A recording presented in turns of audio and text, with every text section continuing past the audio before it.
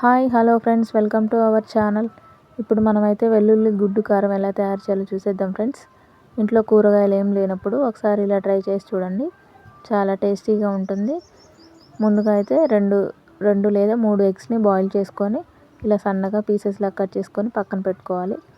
తర్వాత ఒక mixie jar తీసుకొని పొట్టు తీసిన ఒక 10 వెల్లుల్లి రెబ్బల్ని వేసుకొని 1 స్పూన్ కారం వేసుకొని రుచికి సరిపడా ఉప్పు వేసుకొని మెత్తగా గ్రైండ్ చేసి పక్కన పెట్టుకోవాలి.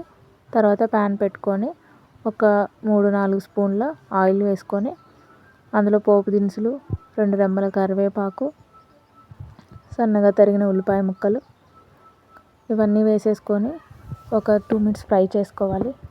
ఇవి బాగా ఫ్రై అయిపోయిన తర్వాత